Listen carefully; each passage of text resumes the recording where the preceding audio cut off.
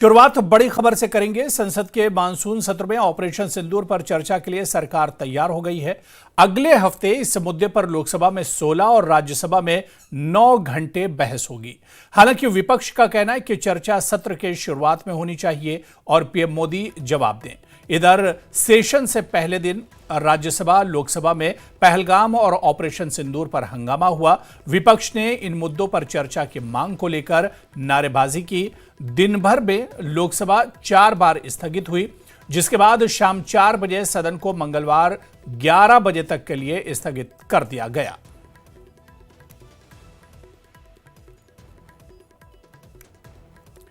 लोकसभा की कार्यवाही स्थगित होने के बाद नेता प्रतिपक्ष राहुल गांधी ने आरोप लगाया है कि उन्हें सदन में बोलने नहीं दिया गया, जबकि रक्षा मंत्री ने सदन के अंदर साफ किया कि सरकार हर मुद्दे पर चर्चा के लिए तैयार है। हाउस में डिफेंस मिनिस्टर को बोलने देते हैं, उनके लोगों को बोलने देते हैं, मगर अगर विपक्ष का कोई कुछ कहना चाहता है तो अलाउड नहीं है। मैं लीडर ऑफ अपोजिशन हूँ, मेरा हक है, तो मुझे तो कभी बोलने ही नहीं देते हैं। तो ये एक नया अप्रोच है। हाँ, सरकार चर्चा तो होगी, अगर वो अलाउ करेंगे तो होगी, मगर इशू ये है कि कन्वेंशन कहता है कि अगर सरकार के लोग कुछ बोलें तो हमें भी स्पेस मिलनी चाहिए। हम 2 शब्द कहना चाहते थे, मगर विपक्ष को ये चर्चा चाहते हैं, जितनी भी बड़ी चर्चा चाहते हैं, जितने घंटे की भी चर्चा चाहते हैं, जैसा भी आपके द्वारा अथवा स्पीकर महोदय के द्वारा तय किया जाएगा, उसके तहत हम चर्चा करने के लिए पूरी तरह से तैयार हैं। उधर कांग्रेस सांसद प्रियंका गांधी वाड्रा ने भी आरोप लगाया है कि राहुल को बोलने का मौका नहीं दिया गया, जबकि सरकार की तरफ से संसदीय कार्य मंत्री की तरफ से दोहराया गया कि तमाम मसलों पर सरकार चर्चा के लिए तैयार है। तो करें चर्चा, बोलने दें एलओपी को, क्यों नहीं बोलने देते? अगर हर चीज़ के लिए तैयार है तो लीडर ऑफ अपोजिशन का मुंह बंद क्यों कर रहे हैं? खड़े हैं बोलने के लिए, बोलने देना। ये नीचे कूद करके हंगामा कर रहे हैं, ये तो कोई तरीका नहीं है। हम लोग ने शुरू से अपील किया है कि मानसून सत्र में सार्थक चर्चा होना चाहिए और बिजनेस लेके सरकार आए हैं। अगर ऐसा हंगामा करेंगे तो हम बिजनेस में चर्चा कैसे करेंगे? आज बिल भी लगा हुआ है और जो भी मुद्दे हैं बीएससी में तो हम लोग डिस्कस करेंगे मिलजुल करके, लेकिन संसद सत्र का पहला दिन इस तरह से हंगामा करना ये तो ठीक नहीं है। नाराबाजी करके इस तरह का समय का वो लोग दुरुपयोग कर रहे हैं, ये ठीक नहीं है। इसलिए मैं अपील करता हूं कि सरकार चर्चा के लिए रेडी है। आप लोग आ जाइए चर्चा के लिए, जो भी बोलना है खुल के मैदान में चर्चा करेंगे। ये हंगामा करने से कुछ नहीं होता है। चर्चा करना है तो आप लोग आ जाइए, सरकार तो रेडी है चर्चा के लिए। अपना दम लेकर के आप लोग चर्चा कीजिए, हम वेलकम करते हैं। हंगामा मत कीजिए, मैं अपील करना चाहता हूं। इससे पहले कांग्रेस अध्यक्ष मल्लिकार्जुन खड़गे ने राज्यसभा में पहलगाम आतंकी हमले का मुद्दा उठाया। खड़गे ने कहा कि पहलगाम हमले के आतंकी न तो पकड़े गए और न ही अब तक मारे गए। खड़गे के सवाल पर जेपी नड्डा खड़े हुए। उन्होंने खड़गे के सवाल का जवाब दिया।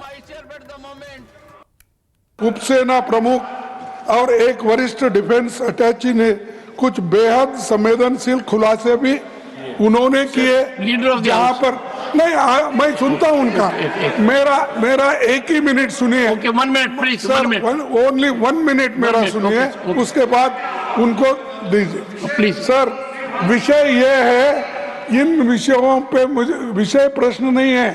ये पहलगाम एंड ऑपरेशन सिंदूर के बारे में आपने जो दुनिया को बताया, हमको बताया, हिंदुस्तान के लोगों को बताया, उसकी बात कर रहा हूं।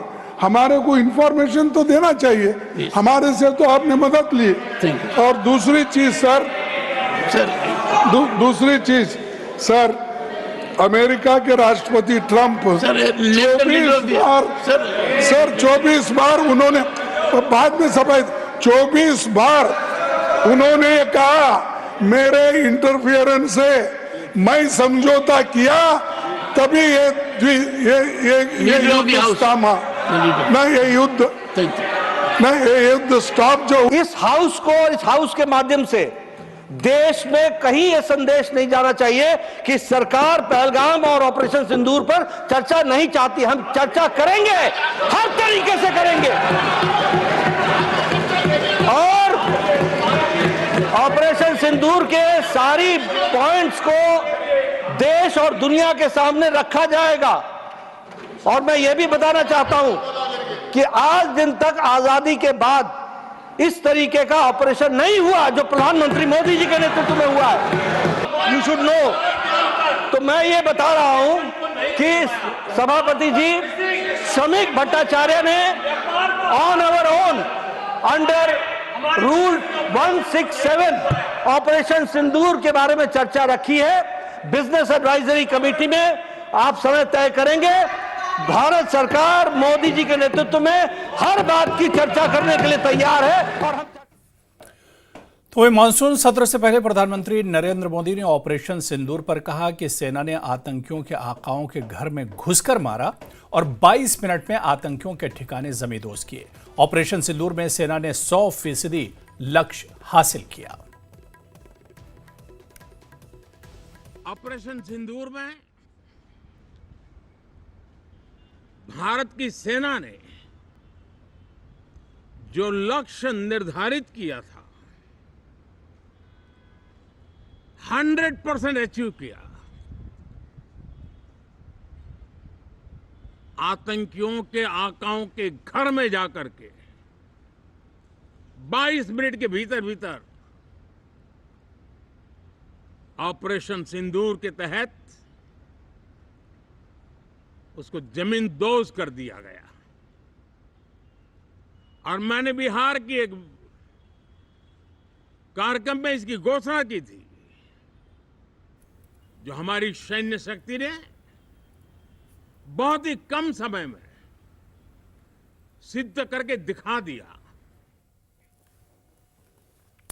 वहीं संसद में इस बार जम्मू कश्मीर को पूर्ण राज्य का दर्जा भी गूंजेगा। मंगलवार को कांग्रेस के नेता और कार्यकर्ता दिल्ली में पूर्ण राज्य के दर्जे की मांग को लेकर प्रदर्शन करने वाले हैं।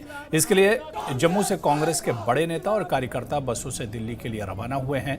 पार्टी के जम्मू कश्मीर प्रमुख तारिक हमीद कर्रा, AICC महासचिव GA मीर, कांग्रेस के कार्यकारी अध्यक्ष रमन भल्ला और अन्य नेताओं के नेतृत्व में कांग्रेस नेता और कार्यकर्ता बसों में नई दिल्ली के लिए रवाना हुए।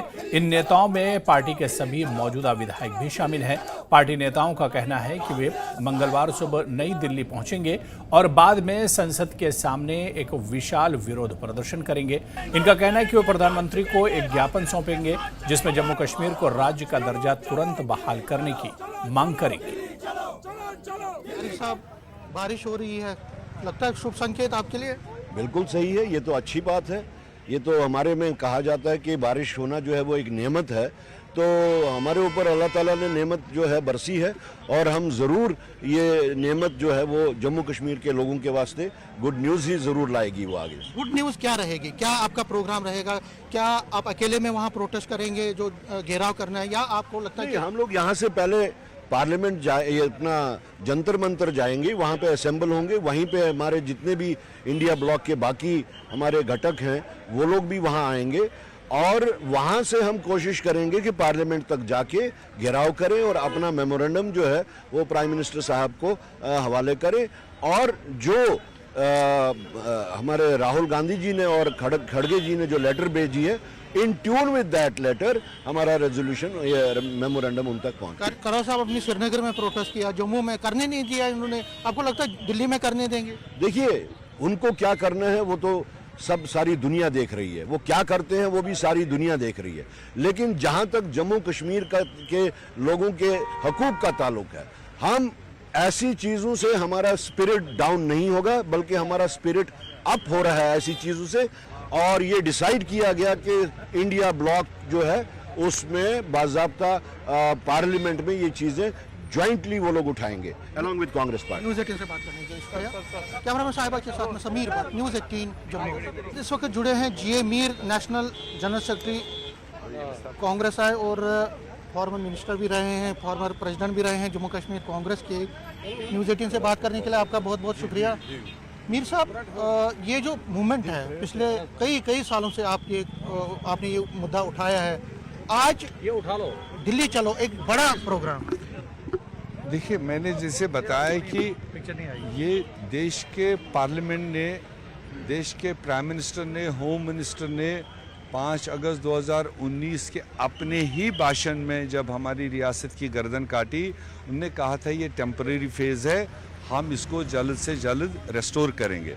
फिर प्राइम मिनिस्टर ऑफ इंडिया ने ऑल पार्टी में कहा है कि हम रीऑर्गेनाइजेशन के बाद डिलिमिटेशन करेंगे, डिलिमिटेशन के बाद इलेक्शन और इलेक्शन के बाद स्टेट को रेस्टोर किया। ये कमिटमेंट थी जम्मू कश्मीर के तमाम पॉलिटिकल पार्टीज़ के लीडर्स के साथ।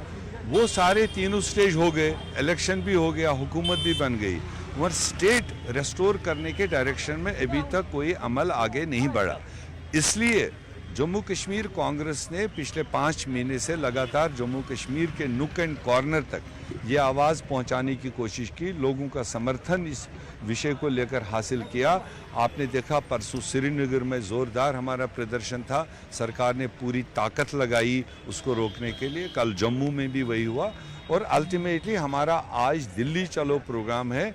हम पहुंचेंगे, कर पार्लियामेंट का घेराव करेंगे, 545 मेंबर पार्लियामेंट्स को अपना आह्वान, जम्मू कश्मीर के लोगों को अपना हक रेस्टोर करने की अपील करेंगे।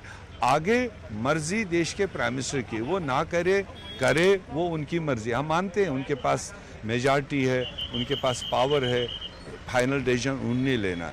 मगर एज ए कांग्रेस पार्टी हम जम्मू कश्मीर के 1 करोड़ 40 लाख लोगों की आवाज़ जो है उसको बुलंद करते हुए दिल्ली पहुंचा रहे। दिल्ली पहुंच चुके हैं। वहाँ सिर्फ कांग्रेस नहीं है और इंडिया ब्लॉक है, और इंडिया ब्लॉक में different shades of political parties और डिफरेंट, और आपको ममता बनर्जी का भी साथ मिला जब उमर साहब गए थे, तो क्या उनको भी साथ लेकर ये प्रोटेस्ट होगा या कांग्रेस सिर्फ अब कांग्रेस? नहीं, ये फिलहाल मोमेंटम जम्मू कश्मीर कांग्रेस का है, इसमें किसी इंडिया ब्लॉक का इस मोमेंटम में फिलहाल सपोर्ट नहीं है या साथ नहीं है।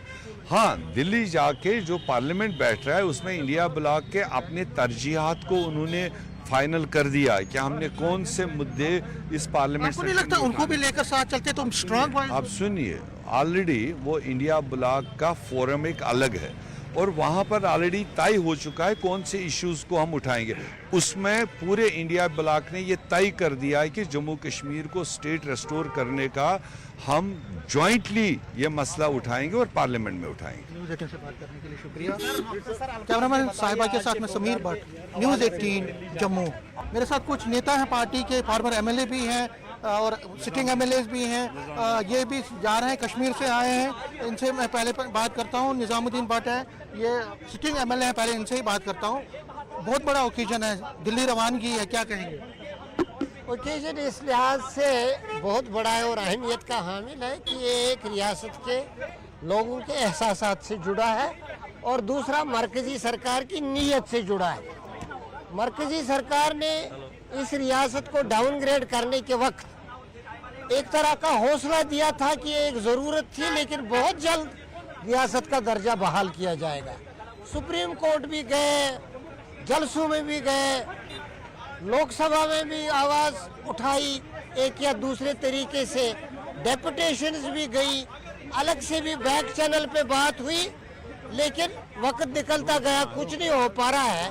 और जब साझा सरकार हमारी एक बहुमत प्राप्त करके वजूद में आई, तब से आज तक 9 महीने हो गए, तो उस साझा सरकार का ये एजेंडा ही था और लोगों का मैंडेट था कि बहाली होगी, क्योंकि खुद प्राइम मिनिस्टर ने जम्मू कश्मीर की सरजमीन पे कहा था वोट दे दो, हम आपको रियासत देंगे। बीजेपी कहीं सीरियसली नहीं ले रही है आपकी चीज को, कह रही है ये ढोंग कर रहे हैं। देखिए, एक बदकिस्मती है, दुनिया की सबसे बड़ी जमहूरियत, दुनिया की सबसे बड़ी जमहूरियत हिंदुस्तान, दुनिया की नजरें इस पर है कि ये जमहूरियत कैसे चल रही है यहाँ। एक बदकिस्मती है कि इस जमहूरियत को नुकसान पहुंचाया जा रहा है, और हम ये तवक्का करते थे क्योंकि मुल्क की सबसे बड़ी जिम्मेदार जो पोजीशन है प्राइम मिनिस्टर या होम मिनिस्टर, उनकी तरफ से भी कई बयानात आ गए कि हम रेस्टोर करने जा रहे हैं स्टेटहुड को। जो यहाँ इसको डेमोक्रेटिक सिस्टम को एनक्रोच किया गया, इसको हम बहाल करने जा रहे हैं। बदकिस्मती है जहाँ हम ये यकीन रखते थे कि शायद इलेक्शन के बाद असेंबली का दर्जा वापस किया जाएगा और चुने हुए नुमाइंदों को यहाँ की हुकूमत चलाने का मौका दिया जाएगा, लेकिन बदकिस्मती ऐसा नहीं हुआ। यही वजह है कि कांग्रेस पार्टी ने इलेक्शन के बाद फौरन बाद से ही ये डिमांड शुरू की कि यहाँ असेंबली का रजिस्ट्रेशन जल्द से जल्द हो जाए। तो देख सकते हैं कि कोई कश्मीर वैली से भी कई जो नेता यहाँ पे पहुंचे हैं, जिसमें सिटिंग एमएलएज हैं, फॉर्मर एमएलएज हैं, ये भी ये कह रहे हैं कि जो रियासत का हक है, ये इनका हक है, रियासत की बहाली ये लोगों का हक है और इस पे सरकार को जल्द से जल्द, खासकर प्राइम मिनिस्टर को जल्द से जल्दी इस पे एक्शन लेनी चाहिए और जल्द से जल्द इनका मसला, ये जो मुद्दा है और इनकी जो मांग है उसको पूरा करना चाहिए। कैमरामैन साहिबा के साथ समीर भट्ट, न्यूज़ 18 जम्मू। कुछ दिन पहले ही राहुल गांधी ने पीएम मोदी को चिट्ठी लिखकर जम्मू कश्मीर के पूर्ण राज्य का दर्जा बहाल करने की मांग की थी, जिसके बाद से ही कांग्रेस के कार्यकर्ता लगातार इस मुद्दे को लेकर आक्रामक हैं। तराल से भी कई कार्यकर्ता संसद घेराव के लिए दिल्ली पहुंचने वाले हैं। कांग्रेस नेता सुरेंद्र सिंह चन्नी ने कहा कि संसद का घेराव करने के साथ साथ दिल्ली में जंतर मंतर पर धरना भी दिया जाएगा। जंतर मंतर पे बैठ के अगर हो सका, उन्होंने परमिशन दिया तो पार्लियामेंट का भी घेराव करेंगे, ताकि उनको जगाएं कि आप लोगों ने हाउस के अंदर भी वादा किया था कि हम स्टेट को बहाल करेंगे और हाउस के बाहर भी जहाँ जहाँ भी आप लोग गए वहाँ भी आपने ये बोला सभाओं में कि हम वक्त आने पे जम्मू कश्मीर स्टेट को बहाल करेंगे। तो हम वही याददाश्त उनको दिलाएंगे फिर एक बार, क्योंकि राहुल जी ने जहाँ चिट्ठी लिखी, खड़गे जी ने जहाँ पे चिट्ठी लिखी, वहाँ जम्मू कश्मीर हम प्रदेश कांग्रेस का यह फ़र्ज़ बनता है कि हम जाके वहाँ पे उनको फिर जगाने की कोशिश करें, ताकि उनको पुराना वादा याद आए और इस स्टेट को जो है बहाल करें, ताकि जम्मू कश्मीर की जो आने वाली पीढ़ी है उसको ये ना लगे कि हिंदुस्तान के हुक्मरानों ने हमारे साथ, हमारी स्टेट के साथ यहाँ पे जो इसको तहस नहस किया, ये उनके जहन में अगले 50 साल 100 साल के लिए ये चीज़ नहीं रहनी चाहिए। पूर्ण राज्य के दर्जे के लिए कांग्रेस के विरोध प्रदर्शन को बीजेपी सियासी ड्रामा बता रही है। राज्यसभा सांसद गुलाम अली खटाना ने कहा कि पूर्ण राज्य का दर्जा पीएम मोदी का वादा है जो सही समय पर मिलेगा। विपक्ष इस मुद्दे पर बेवजह हंगामा कर रहा है। अली खटाना जी, अपोजिशन ने साफ कर दिया है कि पहलगाम हमला में जो हमलावर थे, जो उसके गुनाहगार थे, वो कहाँ गए। इसके अलावा स्टेटहुड और SIR तमाम मुद्दों को लेकर जो है अपोजिशन उठाने जा रहा है इन तमाम सवालों को। अब ये तो इन्वेस्टिगेशन का हेड करे, कोई NIA सवाल करे, कोई CBI सवाल करे। अब अपोजिशन कोई किसी एजेंसी को हेड तो नहीं ना करता है, और सिक्योरिटी एजेंसीज पे क्वेश्चन उठाना ये कोई बेतुकी बातें हैं। और मुझे लगता है उनके पास मुद्दा नहीं है कोई भी। जब प्राइम मिनिस्टर साहब, होम मिनिस्टर साहब ने बोला है हम दे रहे हैं स्टेट, हम ही देंगे, हमारे पास ही नंबर है, वो पॉलिटिकल स्टंट क्यों मारते हैं? क्यों वो वैसी बातें करते हैं जिनका लोगों के हित में बात करनी चाहिए।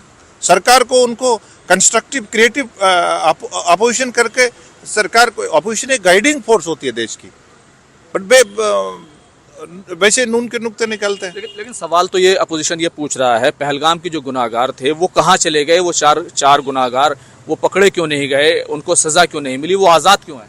वो प्रेस में नहीं ना होता ये सवाल। वो देश का सिक्योरिटी है, वो उसी मैकेनिज्म में दिया जाएगा जवाब। और यहां पर रुकेंगे फिलहाल छोटे से ब्रेक के लिए।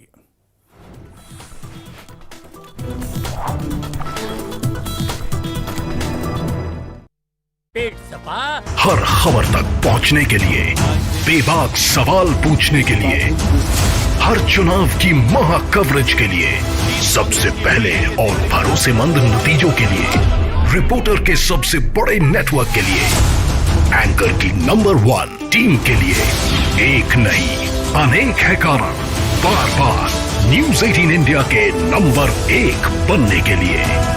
तो देखते रहिए सिर्फ न्यूज़ 18 इंडिया। आज से संसद का मानसून सत्र 2025 शुरू। 21 अगस्त तक चलने वाले सत्र में 17 अहम बिल होंगे पेश। 8 मुद्दों पर सरकार को घेरेगा विपक्ष। सावन का दूसरा सोमवार, आज मंदिरों में शिव भक्तों की भीड़। उज्जैन में सावन के दूसरे सोमवार को बाबा का पंचामृत से किया अभिषेक। पुजारियों ने महाकाल का राजा के रूप में किया श्रृंगार। अमरनाथ यात्रा का 19वां जत्था जम्मू से रवाना। 3791 तीर्थयात्री 148 वाहनों से यात्रा पर निकले। कटरा में भारी बारिश के बाद माता वैष्णो देवी के बाणगंगा मार्ग पर भूस्खलन, एक श्रद्धालु की मौत और 4 घायल, 2 की हालत गंभीर। मुख्यमंत्री उमर ने माता वैष्णो देवी मंदिर के भूस्खलन में श्रद्धालु की मृत्यु पर दुख व्यक्त किया। उन्होंने शोक संवेदना की और घायलों के जल्दी स्वस्थ होने की कामना।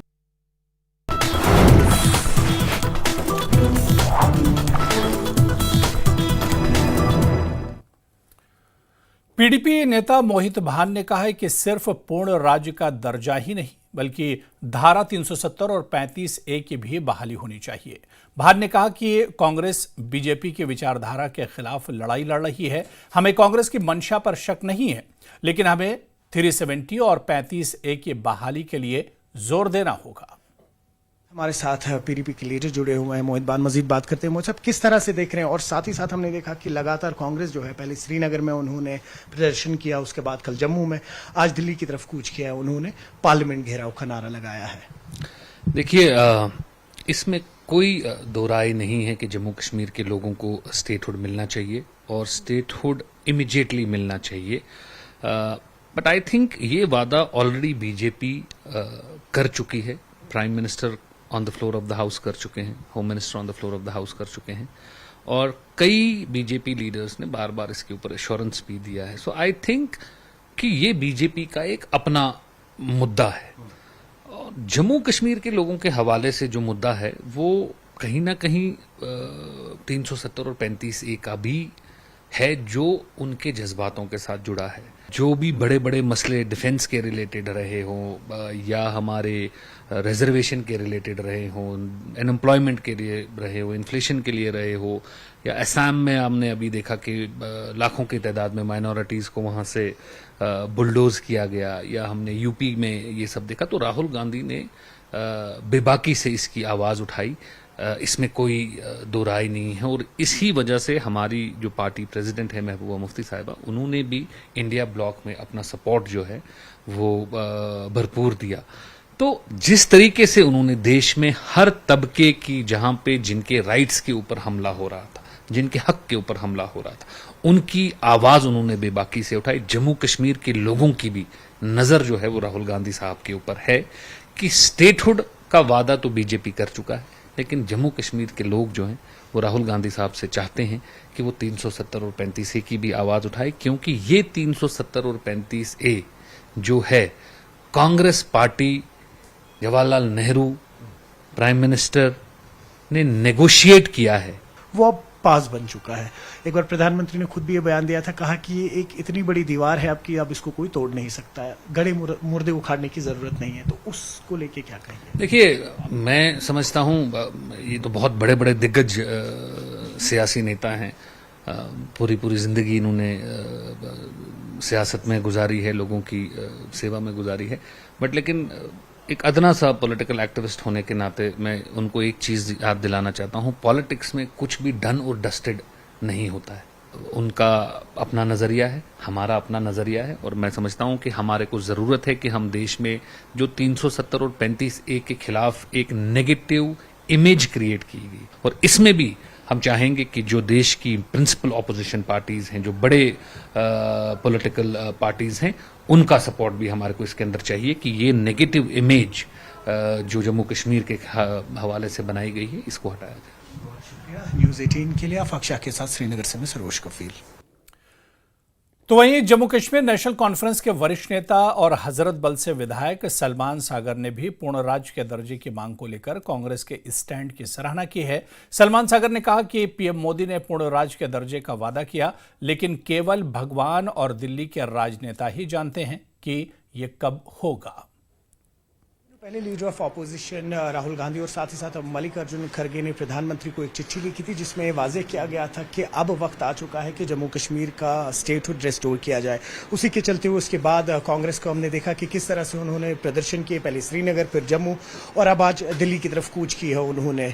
और एम यही है कि पार्लियामेंट को घेराव किया जाए और आने वाले मॉनसून सेशन में इस मुद्दे को उठाया जाए। इस वक्त हमारे साथ जम्मू कश्मीर नेशनल कॉन्फ्रेंस के सीनियर लीडर एमएलए हजरत बल सलमान सागर जुड़े हुए हैं। सलमान साहब, किस तरह से देख रहे हैं जो डेवलपमेंट्स हो रही है?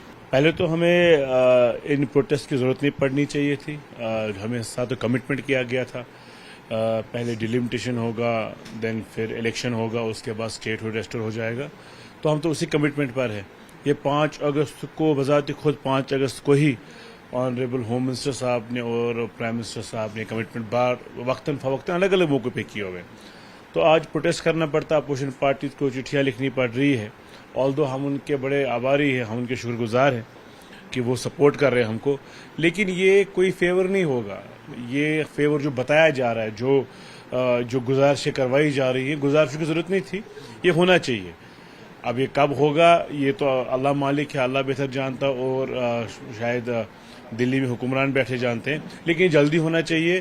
प्रोटेस्ट की जरूरत नहीं आनी चाहिए, किसी को पॉलिटिकल माइलेज नहीं मिलनी चाहिए इससे कोई भी political party irrespective of the fact वो अपोजिशन है या कोई हमारे बाकी अलाइज हैं या बाकी कोई भी है, तो बीजेपी सरकार को चाहिए कि वो अपनी प्रॉमिसेस को फुलफिल करे, कमिटमेंट्स को फुलफिल करे। बहुत शुक्रिया। आपने सुना नेशनल कॉन्फ्रेंस के सीनियर लीडर को, जो कह रहे हैं कि कोई एहसान नहीं हो रहा हम पे।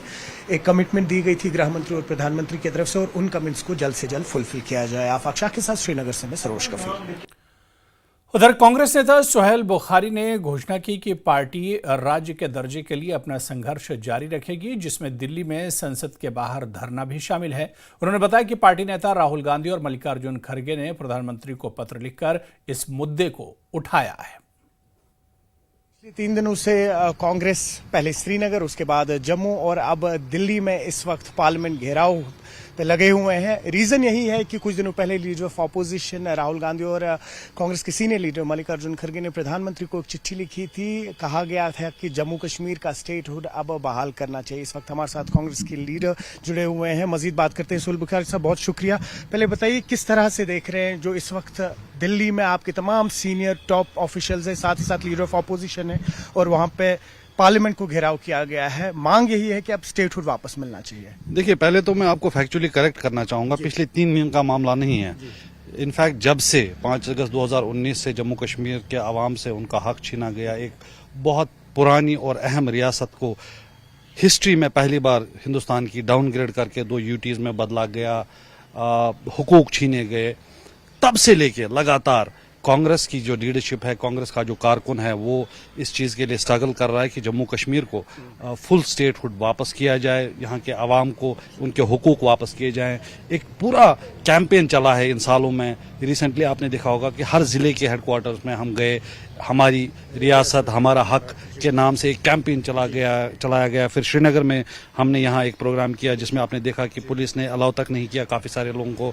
कल जम्मू में जिस तरह का प्रदर्शन हुआ, और आज दिल्ली के लिए हम लोग रवाना हो रहे हैं ताकि पार्लियामेंट का सेशन आने वाला है, हम वहाँ जोरदार तरीके से अपनी बात रखें। और जो हमारी लीडरशिप है, जैसा आपने बोला, लीडर ऑफ ऑपोजिशन लोकसभा में राहुल गांधी जी हों या पार्टी प्रेसिडेंट और लीडर ऑफ ऑपोजिशन राज्यसभा खड़गे जी हों, उन्होंने एक लेटर भी लिखा है। वो इस बात को लेके बहुत स्ट्रांगली मसले को उठा भी रहे हैं। तो इस मामले को और भरपूर तरीके से उठाने के लिए और भाजपा को इस चीज़ के लिए मजबूर करने के लिए कि बहुत हो गया, अब जम्मू कश्मीर को अपना हक मिलना चाहिए। पूरे मुल्क में कांग्रेस इस वक्त एक प्रिंसिपल ऑपोजिशन है, ऑपोजिशन को लीड कर रहे हैं। तो पार्लियामेंट में जहां ये सब कुछ होना है, वहां एक साइड से मोदी जी और बीजेपी हैं जिन्होंने ये हक हमसे छीने हैं, दूसरी साइड से ऑपोजिशन है जिसको कांग्रेस लीड कर रही है। तो अगर कांग्रेस की जरूरत नहीं है तो फिर किसकी जरूरत है? मतलब ये कहना कि हमें कांग्रेस की जरूरत नहीं है, मोदी जी ने वादा किया है, तो बड़ा अटपटा लगता है कि क्यों कर कुछ सियासतदान या लीडर ऐसे हैं जिन्हें मोदी जी पे ज्यादा भरोसा है जम्मू कश्मीर को लेके। मोदी जी के वादे पे वो ज्यादा यकीन करते हैं और कांग्रेस की जरूरत नहीं है। तो खैर, जैसा मैंने कहा कि ये बयान आया तो है, हमने भी देखा है, लेकिन बहुत ज़रूरी है, हम भी पूछ रहे हैं, आपको भी पूछना चाहिए महबूबा मुफ्ती साहिबा से कि क्या ये पीडीपी की ऑफिशियल लाइन है। आपने सुना कांग्रेस की सीनियर लीडर। अब मजीद बात करते हैं अभी पीडीपी से और समझने की कोशिश करते हैं कि उनका क्या व्यू पॉइंट है इस पर। आफाक शाह के साथ श्रीनगर से मैं सरोज कफील। आगे बढ़ेंगे। अफ्रीकी देश नाइजर में अगवा हुए रामबन निवासी रंजीत सिंह के बारे में केंद्रीय मंत्री डॉक्टर जितेंद्र सिंह ने एक्स पर पोस्ट कर कहा कि उनके कार्यालय से निरंतर फॉलोअप के बाद विदेश मंत्रालय ने नाइजर के नियामे स्थित भारतीय दूतावास से प्राप्त सूचनाओं के आधार पर बताया है कि नियामे स्थित भारतीय दूतावास लगातार काम कर रहा है और कथित अपहरणकर्ताओं से रणजीत सिंह को छुड़ाने की कोशिश कर रहा है।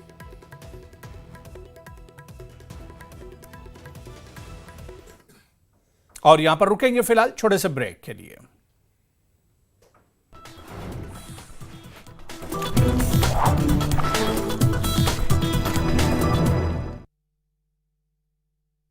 केसी ग्रुप ऑफ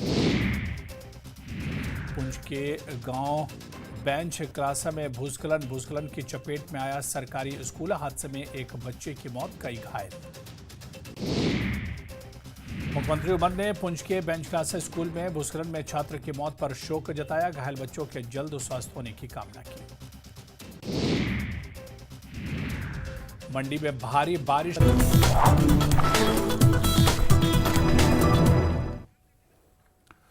नेशनल कॉन्फ्रेंस ने उपराज्यपाल मनोज सिन्हा की ओर से आतंकवाद पीड़ितों की संपत्तियां लौटाने की पहल का स्वागत किया है। पार्टी प्रवक्ता इमरान नबी डार ने इस कदम की सराहना की है, लेकिन इंसाफ दिलाने में निष्पक्षता और सामान्यता की जरूरत पर भी जोर दिया है।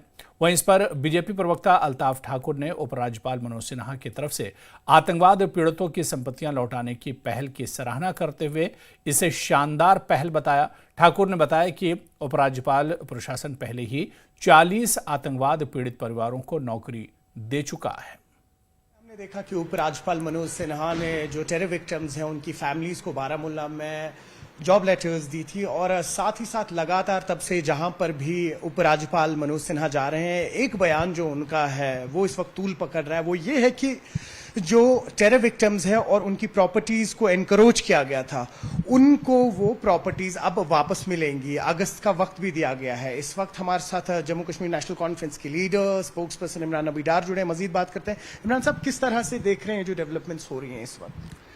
देखिए, हमने इससे पहले भी बोला था कि अगर सही दिल से एलजी सरकार ये करना चाहती है तो हमको इसमें कोई एतराज़ नहीं है। इनफैक्ट हम भी चाहते हैं कि जो ज़्यादतियाँ हुई हैं और जो विक्टिम्स के साथ, जो टेरर विक्टिम्स के साथ जो ज़्यादतियाँ हुई हैं, they also deserve justice. But बार बार हम ये बोलेंगे कि जब आप जस्टिस डिस्पेंस करते हैं तो उसमें कहीं बायस नहीं होना चाहिए। जैसा अभी जो आइडेंटिफाई किया जा रहा है टेरर विक्टिम्स को, उनको जॉब दिया जा रहा है, बहुत अच्छी बात है, लेकिन इसका दायरा वसी करने की ज़रूरत है, क्योंकि इसमें ऐसे बहुत सारे लोग हैं जो शायद अभी सामने आ नहीं रहे हैं, लेकिन उनको एडमिनिस्ट्रेशन को चाहिए कि उनके पास जाए। FIRs दर्ज हैं, why don't they reopen these cases? हम बार बार बोल रहे हैं कि ये जो केसेस जो अननोन गनमैन की वजह से यहाँ के जो फैमिली शैटर हुई हैं, दोज फैमिलीज डिजर्व क्लोजर। वो भी चाहते हैं कि जो उनके साथ हुआ है वो और किसी के साथ ना हो, एंड दे डिजर्व जस्टिस। तो एलजी साहब को देखना चाहिए, अपने इस दायरे को वसी करना चाहिए। और जो प्रॉपर्टीज की बात कर रहे हैं, देखिए ये भी एक बहुत सेंसिटिव इशू है। तो हम चाहते हैं कि जो जेन्युइन इश्यूज हों उनको सही तरीके से पहले अच्छे से करें, न कि जिस तरीके से आप समरली बहुत सारे अभी एलजी साहब ने ऐसे एक्शंस भी लिए हैं जहां पर दूसरे फिरके को, दूसरी पार्टी को मौका ही नहीं मिला अपनी बात रखने का। तो ऐसा भी नहीं होना चाहिए, जुल्म भी नहीं होना चाहिए। अगर जेन्युइन कहीं से ज्यादती हुई है उसमें हम रुकावट नहीं बनना चाहते, लेकिन ये मुबनी होना चाहिए जस्टिस पे। न्यूज़ 18 के लिए अफाक शाह के साथ श्रीनगर से मैं सरोज कफी। मनोज सिन्हा की स्टेटमेंट को आपने देखा, हाल ही में जब वो बारामूला गए थे, टेरर विक्टिम्स की जो फैमिलीज थी उनसे भी मिले थे। करीबन 40 फैमिलीज को उन्होंने अपॉइंटमेंट लेटर्स भी दी थी। देखिए, अच्छी बात है, कहीं पे भी जो इनजस्टिस है that should be prevailed bye justice, लेकिन ये जस्टिस जो है सेलेक्टिव नहीं होना चाहिए। मैं समझता हूं कि justice should be blind, it should not differentiate. ये दो नजरों से भेदभाव करके देखना नहीं चाहिए।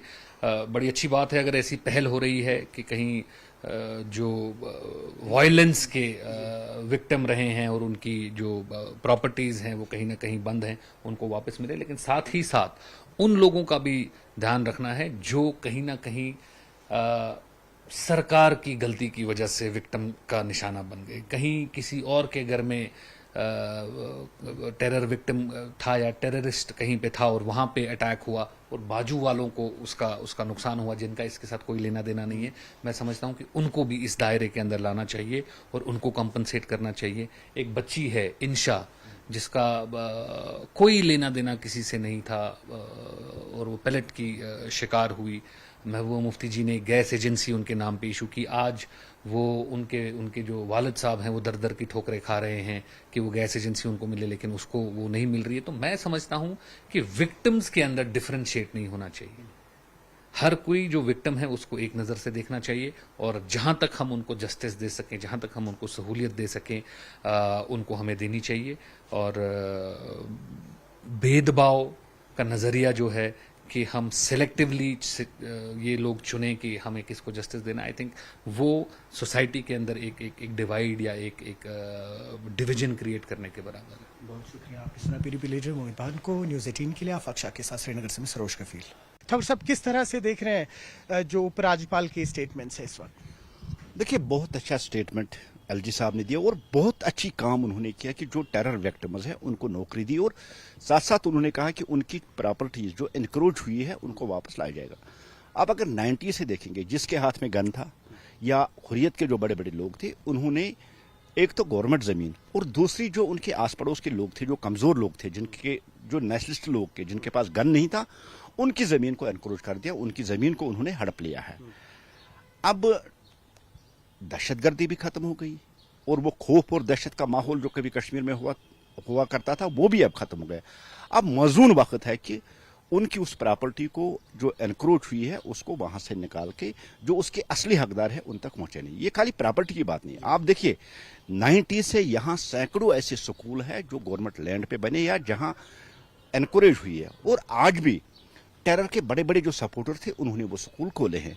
मौजूद वक्त है एक तो ये प्रॉपर्टी जो आम लोगों की है जिसको एनक्रोच किया गया उसको निकाले, साथ साथ मुझे लगता है कि उन स्कूलों पे भी एक नज़र डालनी चाहिए, उनको भी एक बार देखना चाहिए जो स्कूल जो जिनका बैकग्राउंड टेररिज्म के साथ रहा या हुर्रियत के साथ रहा, जिन्होंने अब एजुकेशन सेक्टर पकड़ा है, उन स्कूलों को भी अब देखने की जरूरत है। टोटल मिला के अगर देखेंगे गवर्नर साहब का ये बहुत ज़बरदस्त कदम है और इंसाफ लोगों को अब मिलना चाहिए। इसमें एक बड़ी कम्युनिटी, कश्मीरी पंडित की भी कम्युनिटी आती है जिनकी प्रॉपर्टी को हड़प किया गया, जिनकी मंदिरों की जमीन हड़प की गई है और आज तक वो लैंड माफिया चाहे हुर्रियत के साथ हो चाहे टेररिज्म के साथ है, उन्होंने उनकी जमीन को खाया, उनको भी वापस निकालना चाहिए। अच्छा कदम है, इसको वेलकम करना चाहिए और साथ साथ कड़े कदम उठा के इस प्रॉपर्टी को उनके मालिकान को वापस दिलाना चाहिए। बहुत शुक्रिया। न्यूज़ 18 के लिए आफाक शाह के साथ श्रीनगर से मैं सरोज कफील। स्वास्थ्य मंत्री सकीना इत्तू ने कहा है कि जम्मू कश्मीर में नशे के अवैध कारोबार में शामिल बड़ी मछलियों को पकड़ने की सख्त जरूरत है।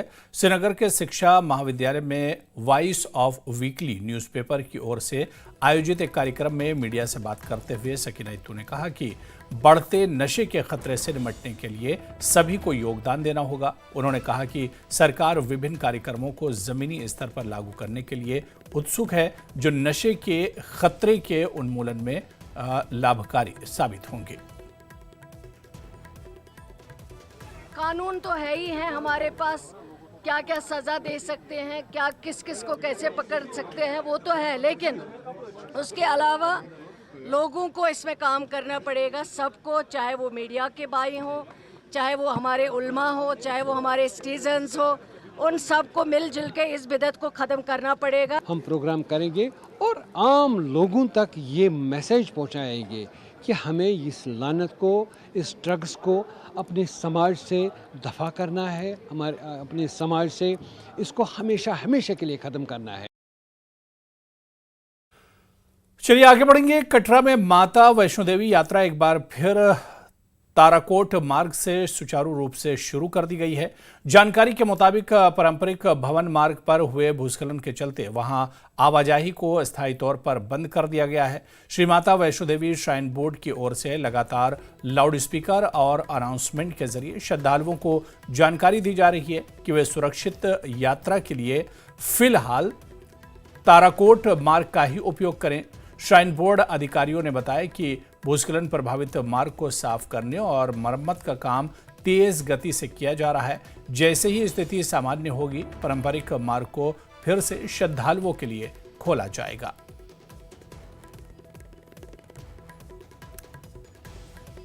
खराब मौसम हो, इसके चलते आज माता वैष्णो देवी जी की यात्रा कहीं ना कहीं प्रभावित रही। और हम आपको सुबह से ही बता रहे हैं कि जिस तरीके से जो बाणगंगा के पास भूस्खलन हुआ, जिसमें एक श्रद्धालु की मौत हो गई और 6 श्रद्धालु जिसमें जो है वो घायल हो गए, जिसके चलते घोड़ा पिट्ठू पालकी की सुविधा अभी श्रद्धालुओं को ना मिल सकी। और इसके बाद पारंपरिक यात्रा मार्ग के साथ साथ सभी यात्रा मार्ग श्रद्धालुओं के लिए बंद किए गए। लेकिन फिलहाल श्राइन बोर्ड की तरफ से एक बड़ा फैसला लिया गया है और ये बताया जा रहा है कि ताराकोट मार्ग जो नया यात्रा मार्ग है, वहाँ से श्रद्धालु अपनी यात्रा जो है वो कर सकते हैं। उनको श्राइन बोर्ड की तरफ से वहाँ पर लंगर व्यवस्था हो वो मुहैया करवाई जा रही है। और उसके बाद से ही यहाँ पर जो रजिस्ट्रेशन काउंटर हैं वहाँ पर एक बार फिर श्रद्धालुओं की लंबी लंबी कतारें लगना शुरू हो चुकी हैं। और अब श्रद्धालु एक बार फिर से कुछ देर के जो विराम के बाद एक बार फिर श्रद्धालु जो वो माता वैष्णो देवी की यात्रा के लिए रवाना हो रहे हैं। आपको बता दें कि ताराकोट मार्ग से यात्रा जो है वो श्रद्धालु कर सकेंगे। श्राइन बोर्ड द्वारा अनाउंसमेंट्स कर यात्रियों को ये बताया जा रहा है कि आप जो है वो ताराकोट मार्ग से यात्रा कर सकते हैं, क्योंकि पारंपरिक यात्रा मार्ग जो बाणगंगा यात्रा मार्ग है वो अभी भी बंद है। न्यूज़ 18 नेटवर्क के लिए राहुल कपूर, रियासी। मेंढर के छतराल इलाके में भारी बारिश के कारण आई अचानक बाढ़ में एक पुल बह गया। पुल के अचानक ढह जाने से दूरदराज के कई गांव सहित कई गांव का तहसील मुख्यालय से संपर्क पूरी तरह टूट गया। स्थानीय लोगों का आरोप है कि पुल का निर्माण घटिया सामग्री से किया गया था और अब वे प्रशासन से इसके पुनर्निर्माण के लिए तत्काल कदम उठाने की मांग कर रहे हैं। कोई वैकल्पिक मार्ग न होने के कारण स्थानीय निवासियों को चिकित्सा सहित शिक्षा और जरूरी चीजों का पहुंचाने में भारी कठिनाइयों का सामना करना पड़ रहा है। बारिश बहुत तेज़ बारिश हुई है और इसमें इतना बड़ा फ्लड आया और पूरा एक साइड में हमारे महल्ले की तरफ, मेरे महल्ले की तरफ फ्लड हो गया। हमारे यहाँ एक हमारा फुट ब्रिज था वो भी बह गया। हमारा आगे हमारे घर हैं, एक नहीं है बहुत घर हैं। हमने लाखों रुपया, कई करोड़ों रुपए के घर हैं आगे हमारे, जिनको इतना सख्त नुकसान है जिसका कोई शुमार नहीं है। और हमारा राब्ता बाकी गांव से, हर डिस्पेंसरी से, कहीं तहसील से कट गया है। हमारे लिए पानी की बंदोबस्त कोई बंदोबस्त नहीं है, पीने का पानी का बंदोबस्त नहीं है और ना ही हमारे माल मवेशी हैं वो भी अंदर बंद हो गए हैं। लिहाजा मैं एडमिनिस्ट्रेशन से ये इल्तिजा करता हूँ यहाँ से कि कोई बड़ी मशीनें जैसे पोकलाइन वगैरह हैं यहाँ भेजकर इस पानी को एक सही दिशा दी जाए। जो हमारे घरों में घुसने की कोशिश कर रहा है पानी, उसको सही रास्ते पर लगाया जाए। कहना क्या है कि ये बहुत फ्लड आया है, कालापन नाले वाला जो नाला है उसमें, और हमारे मेरा मोहल्ला में तीसरे मकान जो है वो सब खतरे में आ गए और पानी के लिए कोई रास्ता नहीं है, माल मवेशी के लिए कोई रास्ता नहीं है, बाहर निकलने का कोई ऐसा रास्ता नहीं है हम बाहर निकले। पुंछ के गांव बेंच के दूरदराज पहाड़ी क्षेत्र में सरकारी प्राइमरी स्कूल क्लासा बेंच के भूस्खलन की जद में आने से एक बच्चे की मौत हो गई, जबकि 4 बच्चे और एक शिक्षक घायल हो गया। सभी घायलों को ग्रामीणों और सेना की ओर से पुंछ स्थित राजा सुखदेव सिंह जिला अस्पताल पहुंचाया गया, जहां सभी का इलाज जारी है। और दुख की बात यह है कि पीडब्ल्यूडी वालों ने अपनी रोड खोद दी, रोड खोदकर स्कूल के पीछे और रोड में जो है वो इसके पीछे जो है कलवट है, जो वहां डंगा नहीं लगाया, बिल्कुल वो वहां से ही पहाड़ खिंचकर नीचे आ गया। क्योंकि मैं सोचता हूं कि अगर आप ऐसा काम करते हो, गवर्नमेंट ऐसे काम करती है, ये जितने भी गलती है ये सारी पीडब्ल्यूडी की गलती है, जिन्होंने वहां पर रोड बनवाई और जितना नुकसान हुआ, जो बच्चा जो शहीद हुआ उनकी वजह से हुआ। और मैं सोचता हूं कि उनके खिलाफ ये कार्रवाई होनी चाहिए, जिसने ये रोड बनाई और रोड को खोदकर पीछे डंगा नहीं लगाया, उनके साथ सख्त से सख्त कार्रवाई होनी चाहिए। तो स्कूल एक रोड की वजह से वो स्लाइड आई है, तो हम जरूर उसमें जो है इंक्वायरी करवाएंगे कि किस वजह से, और इस रोड में अगर काम शुरू किया वो कंप्लीट क्यों नहीं हुआ और वहाँ पे आरवल जो प्रोटेक्शन वर्क है वो स्कूल के साथ क्यों नहीं दिया गया। तो इसमें जरूर मैं इंश्योर करती हूँ जितने भी हमारे पेरेंट्स हैं इन बच्चों के, उनको भी कि जरूर इसमें जो है वो कार्रवाई की जाएगी। और यहां पर रुकेंगे फिलहाल छोटे से ब्रेक के लिए।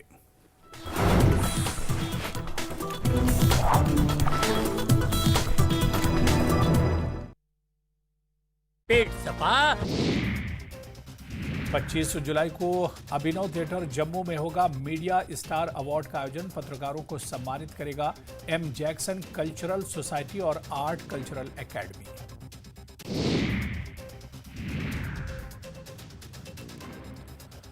मेंढर के छतराल में अचानक बाढ़ से नवनिर्मित पुल बहा, कई गांव मुख्य सड़क संपर्क से कटे। स्थानियों ने घटिया निर्माण सामग्री के आरोप लगाए, प्रशासन से जांच और तत्काल पुनर्निर्माण की मांग की। पुंछ के बेंच प्लासा गांव में भूस्खलन से सरकारी स्कूल प्रभावित, एक बच्चे की मौत, 4 घायल। महिला कांग्रेस ने महिलाओं के खिलाफ बढ़ते अपराधों के विरोध में दिल्ली में प्रदर्शन किया। अकबर रोड थोड़ी देर के लिए बंद रही। रविवार की रात कुपवाड़ा जा रही एक एम्बुलेंस नतनूसा क्षेत्र में सड़क से फिसल गई। हादसे में कोई बड़ा नुकसान नहीं। किश्तवाड़ के नागसैनी के तहत चेरजी टॉप में आतंकियों और सुरक्षा बलों के बीच मुठभेड़, जंगलों में 2 से 3 आतंकियों के छुपे होने की आशंका। आज से संसद का मानसून सत्र 2025 शुरू। 21 अगस्त तक चलने वाले सत्र में 17 अहम बिल होंगे पेश। 8 मुद्दों पर सरकार को घेरेगा विपक्ष। सावन का दूसरा सोमवार, आज मंदिरों में शिव भक्तों की भीड़। उज्जैन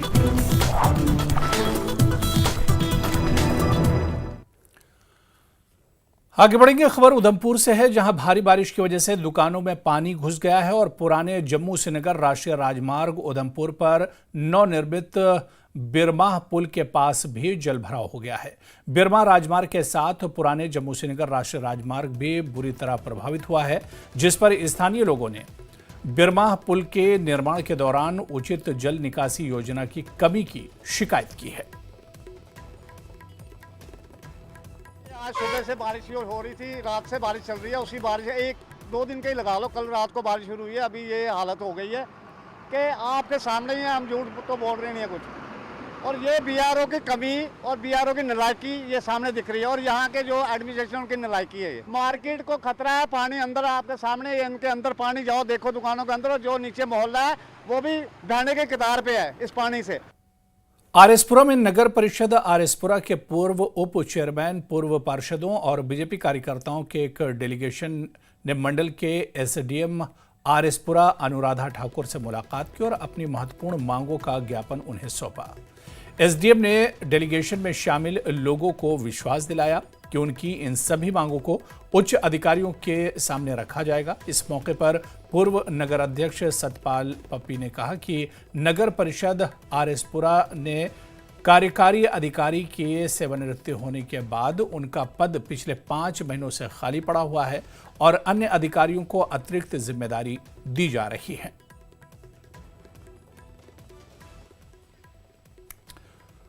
उत्तरी कश्मीर में ठप पड़े पर्यटन क्षेत्र को पुनर्जीवित करने के प्रयास में सोहेल देव एसबीएसपी के एक डेलीगेशन ने बांडीपुरा में स्थित वुलर झील का दौरा किया। डेलीगेशन का नेतृत्व एसबीएसपी जम्मू कश्मीर के अध्यक्ष विवेक बाली ने किया। दौरे में राजनीतिक सलाहकार दिलावर सिंह, उत्तरी कश्मीर पर भारी वजाहत रैना, श्रीनगर के युवा अध्यक्ष, बांडीपुरा के युवा जिला अध्यक्ष अबूजर, पुलवामा के नेता दारा सिंह और पार्टी के अन्य वरिष्ठ नेता भी मौजूद रहे। आप सभी लोग जानते हैं 22 अप्रैल को जो वाकया हुआ है पहलगाम में, उससे जो टूरिस्ट है काफी इफेक्ट हुआ था पूरे कश्मीर में। आज एसबीएसपी पार्टी, सोहेल देव भारतीय समाज पार्टी पूरी टीम के साथ, जिसमें स्टेट के लीडर्स भी हैं, डिस्ट्रिक्ट के लीडर्स भी हैं, वो सब आज यहाँ पे आए हैं वुलर लेक में। हमने यहाँ का जो जिस तरह से ये वुलर लेक कितनी खूबसूरत जगह है, दूसरा डल लेक से भी बड़ी अच्छी जगह है यहाँ पे। साथ ही साथ जिस तरह का यहाँ का पानी है और यहाँ की जो फिशेस हैं बहुत ही अच्छी हैं, और हम चाहते हैं पूरे जम्मू कश्मीर से हो या पूरे देश से हो या पूरी दुनिया से हो, हम उनको कहते हैं, अपील करते हैं अपनी पार्टी की ओर से कि यहाँ का दौरा कीजिए। बांडीपुरा में वुलर लेक पड़ती है, वो आइए और यहाँ की जो खूबसूरत जो नज़ारे हैं वो देखिए। देखिए, जिस तरह से मैंने लोकलों से बात की है यहाँ पे, जो यहाँ के जो शिकारा राइड वाले हैं और जो फिशेस जहाँ के जो यहाँ पे फिशरीज है यहाँ के जो करते हैं काम, उन्होंने भी काफ़ी परेशानियों का सहूलियत से उनको नहीं मिली है जिस तरह से मिलनी चाहिए थी गवर्नमेंट की तरफ से। लेकिन साथ ही साथ हम गवर्नमेंट से भी अपील करते हैं कि जो यहाँ के फिशरमैन हैं उनको कुछ राहत दिया जाए और हमारे जो शिकारा वाले हैं उनको भी कुछ अच्छी सहूलियत दिया जाए। इनको काफ़ी इफेक्ट पड़ा हुआ है, तो गवर्नमेंट से यही अपील रहेगी, ताकि हमारी टीम इसलिए आई है कि ताकि हम गवर्नमेंट से अपील करें और इनको जो सहूलत है वो मिले। अपनी मांगों को लेकर हड़ताल पर चल रहे बिजली विभाग में काम कर रहे डेलीवेजर्स और नीड बेस्ड एम्प्लॉइज ने राजौरी सीई ऑफिस के बाहर प्रदर्शन किया और अपनी मांगें मनवाने के लिए नारेबाजी की। इनका कहना था कि पिछले लंबे समय से वो अपनी मांगों को लेकर एहतजाज कर रहे हैं, मगर इस ओर सरकार ध्यान नहीं दे रही है। हमारी जो 553 बंदों की डीपीसी हुई थी 2022 में, वो आज तक उनके ऑर्डर नहीं हुए। पहले तो उनके ऑर्डर किए जाएं, उसके बाद हमारी जो मिनिमम वेजेज एक्ट है वो लागू किया जाए, हमारी 6 साल की पेंडिंग वेजेज है हमें वो दी जाए, और जो नेक्स्ट डीपीसी है वो जल्दी से जल्दी की जाए। जम्मू एमडी ऑफिस में अपनी मांगों को लेके स्ट्राइक में बैठे हुए हैं। आज हमारा 24वां दिन है। आज हम डिस्ट्रिक्ट राजौरी के अंदर हमारे जो पीडीडी के एम्प्लॉयज, कैजुअल लेबर एम्प्लॉयज हैं हमारे, आज हम अपने एससी ऑफिस में यहाँ बैठे हैं धरना प्रदर्शन के लिए। हमारी जो मांगे हैं वो है 557 लोगों की जो डीपीसी हुई है, आज तक उनका ऑर्डर नहीं हुआ। पिछले 2022 में उनकी डीपीसी हुई थी, और उसके बाद नेक्स्ट हमारी जो डीपीसी उसकी तैयारी की जाए, हमारी नेक्स्ट डीपीसी हो और हमारा पेंडिंग वेजेस जो है पिछले हमें वो मिलना चाहिए। बानिहाल में तहसील के गुराह पट्टन गांव में खेती की जमीन पर बनाई जा रही अवैध कॉलोनी पर प्रशासन ने सख्त कार्रवाई की है। तहसीलदार मोनिका शर्मा अपनी टीम और फील्ड स्टाफ के साथ मौके पर पहुंची और खसरा नंबर 275 में खेत की जमीन पर बनाए गए पिलंथ को ध्वस्त कर दिया।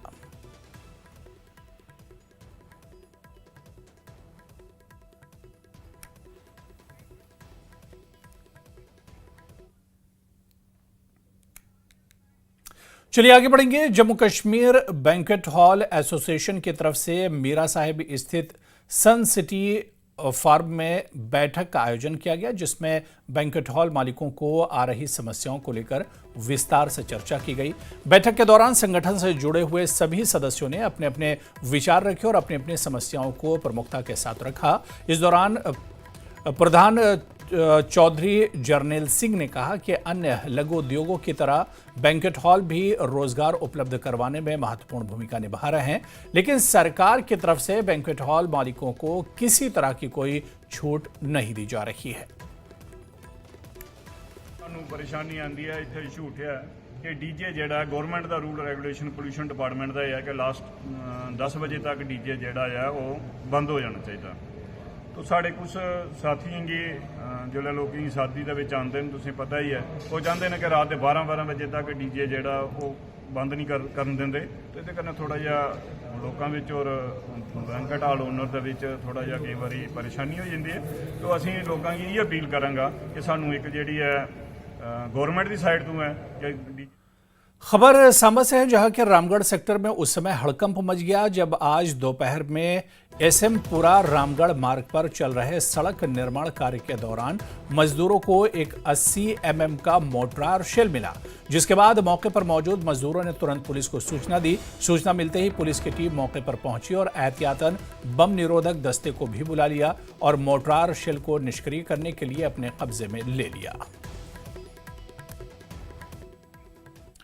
श्रीनगर में पुलिस की ओर से नशा तस्करों के खिलाफ लगातार कार्रवाई जारी है। नशीले पदार्थों की समस्या से निपटने और मादक पदार्थों की तस्करी को बढ़ावा देने वाले ढांचे को ध्वस्त करने की दिशा में एक और महत्वपूर्ण कदम उठाते हुए श्रीनगर पुलिस ने narcotic drugs and psychotropic substances यानी NDPS अधिनियम के तहत लगभग 1.2 करोड़ मूल्य की एक आवासीय संपत्ति कुर्क की है।